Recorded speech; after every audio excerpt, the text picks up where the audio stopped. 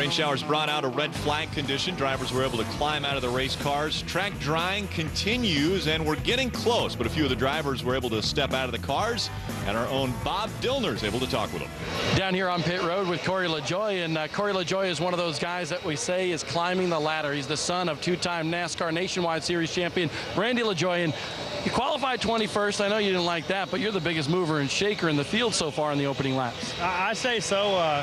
The car come in pretty good. We've been struggling with it all day long. Tight center, loose off. But Ron and the guys made some pretty good changes over the last practice, and we didn't get the qualifying run, obviously, that we were looking for. But I talked to Harvick, too. Harvick come over and gave me some tips on how to run this racetrack. So I can't. I'm not going to tell you what those tips are because I don't want to reveal it to any of the competitors what they were. So I'm trying to put those tips to use and try to carve these guys up.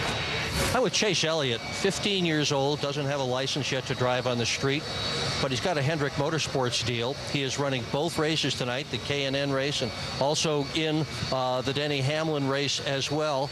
What's it like to be 15 years old and have all that going for you? And oh, by the way, the son of Bill Elliott, who you out-qualified for the Hamlin race. It's pretty cool. I mean, we're just having a good time. Padil didn't come up to run the late model race till late yesterday afternoon. So to have that opportunity, you know, to be able to go run, I've never run those cars before, and it's just pretty cool. I'm having a good time in these K&N cars. We've been learning a lot. We're definitely not where we need to be to win a race, I don't think, but I think we're getting there. This is a really competitive series, and you know, we're just chipping away at it. Max Gresham, they like to call him Mad Max, only 17 years old, leading the first 29 laps of this race. But we were just talking, your car was going away just a little bit, wasn't it? Yeah, we were starting to get a little bit tight there through the center, and we started to get a little bit loose off. But hopefully with this, letting the tires cool down a little bit, it's going to help us out a little bit. So hopefully when we go back, we'll be just as good as we were. And NASCAR has told the drivers, climb back in your race car. We are ready to go back to green flag racing. We'll take a quick break, and when we come back, the green flag will fly. Can Darrell Wallace Jr. get by Max Gresham? Welcome back to the Blue Ox 100 here on Speed, Richmond International Raceway. The drivers are back in their race cars, back on the racetrack. For more on Darrell Wallace Jr., let's go back trackside to Bob Dillner. Darrell Wallace Jr., who runs second right now, he certainly has ants in his pants. He's been having that since he's 8 years old. The boys in the booth talked about how these guys have run race cars all their life. Well, that is all that Darrell Wallace Jr. knows. He ran Bandoleros at 8, went to Legends cars, late models, and now the East Series. He's a winner in this series. And he said, you know what? I've seen over the first 29 laps of this race exactly where leader Max Gresham is making a mistake. And he believes when we go green once again, he's going to be able to capitalize upon that. He said, I was catching him before the green. He thinks the track is going to come to him. He wants to win real bad here at Richmond. Thanks, Bob. You know, Phil, that's really the sign of a great driver, is finding the weaknesses of your opponents. Yeah, absolutely. And at 17 years old, it's amazing that he already has the savvy to notice that. How about Travis Pastrana? We haven't talked a whole lot about Travis. Obviously trying to make his way into stock car racing. Had a great start, finished 6th in the showdown back in January. This is his first K&N Pro Series East Division start here at Richmond. Yep, he was able to run the West race at Phoenix earlier this year, and now getting a taste of the East competition here at Richmond. Green flag back in the air. Max Gresham on the inside, Darrell Wallace Jr. on the outside. Andrew Ranger's going to pull down and make it 3 wide. 3 wide going into turn number 1. Gresham in the middle. Darrell Wallace Jr. checks up, goes back to 3rd. Andrew Ranger now in 2nd. And Max Gresham has grabbed the lead back. A little bumping and banging back about 8th or 10th. They stay side by side through 3 and 4 and across the stripe. So Ranger has taken over 2nd from Darrell Wallace Jr. You see the battle for 7th. Chase Elliott, Benny Gordon, Matt DiBenedetto. Matt's going to jump to the outside of Benny Gordon. Benny's in the 66, Matt in the 15.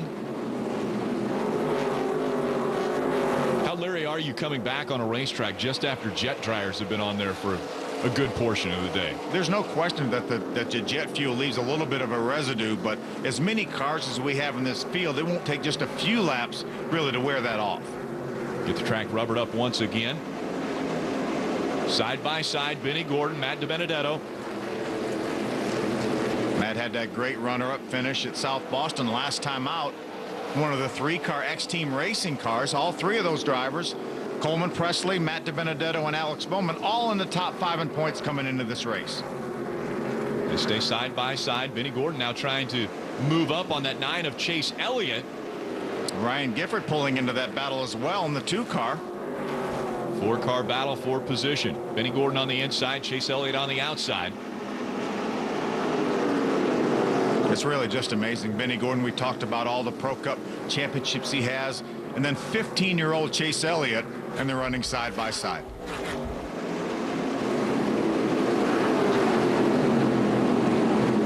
Chase Elliott falling back. Benny Gordon looks to be making the pass. Elliott battles back on the outside.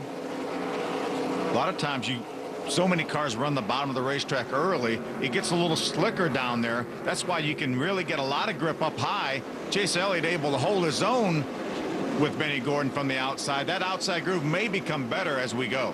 Ryan Gifford now looking to the inside of the 9. He slides up the racetrack after 45 laps. We're getting close to that halfway point. Matt DiBenedetto on the inside of Ryan Gifford. Chase Elliott now trying to hold off Matt DiBenedetto. Caught a glimpse behind this group. There's the 75 of Jason Bowles. Jason won that Toyota showdown we were talking about earlier, where Travis Pastrana made his debut. Jason Bowles said the biggest win of his career when he got that win in the showdown. Haven't talked a lot about Brett Moffitt. He chases behind the 35 of Andrew Ranger. That's for the 3rd position. Moffitt and Sergio Pena, the 2 winners early this season. Seen a little smoke out of that 0-0. Don't know if maybe he locked up the tires a little bit getting down in the corner or what, but Brett Moffitt dominated that race, led every single lap at Greenville, and then was dominating South Boston and got tangled up with a slow car with about 10 laps to go. Nowhere to go for Brett Moffitt. That enabled Sergio Pena to take over the top spot and grab his first win in the NASCAR K&N Pro Series East. Remember, these cars are on bias ply tires. The Sprint Cup counterparts, as well as the nationwide cars that will be here this weekend, are all on radial tires. So these tires don't have quite as much grip as the radial tires those other guys will be on. Brett Moffitt moving up now, has that 3rd spot. Andrew Ranger drops back to 4th.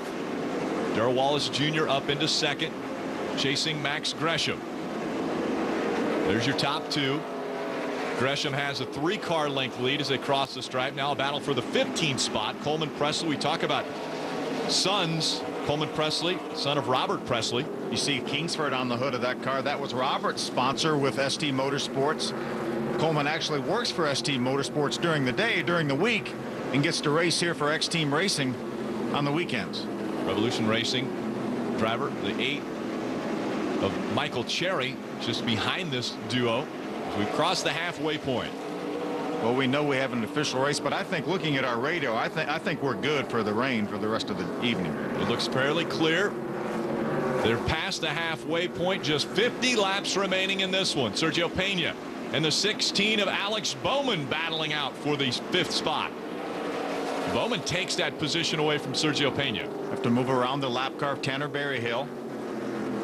The 97. Here comes Alex Bowman trying to get by the 35 of Andrew Ranger. NASCAR officials did not allow these teams to make any adjustments during the red flag delay. They were able, obviously, to make air pressure adjustments, but no wedge or track bar adjustments. Scott Booley, the 26, moves over for the leaders. Bob Dillner talked earlier about Darrell Wallace Jr. following that 18 for the first 39 laps of this race, knowing that there was mistakes being made and wanting to capitalize on it. Can he do it now? Darrell Wallace Jr. looking to the inside of Max Gresham. Gresham got just a little bit loose down in the center of the corner, down at the other end of the racetrack, down in 3 and 4. That opens the door for Darrell Wallace Jr. Max Gresham charges on the outside back to the lead. Darrell Wallace Jr. though has been able to flex his muscle and show Max Gresham he has a strong race car, and once again to the inside for the lead. Darrell Wallace Jr. got a good run through the center of the corner, then dipped the left front tire down on the apron and upset the car a little bit, but he may have it right here. This time it looks like he's going to complete the pass. Darrell Wallace Jr. coming out of turn number 2. They're side by side once again. Max Gresham battling back on the outside. This is where Darrell Wallace Jr. is the strongest, right through the center of 3 and 4. Coming out of turn 4, Darrell Wallace Jr.'s taking the lead away from Max Gresham. Here comes Gresham on the inside, though, for that lead.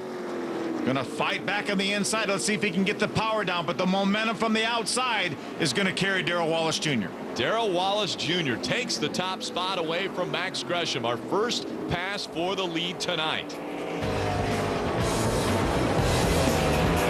So Darrell Wallace Jr. trying to grab his 3rd win in the K&N Pro Series East. Stay with us.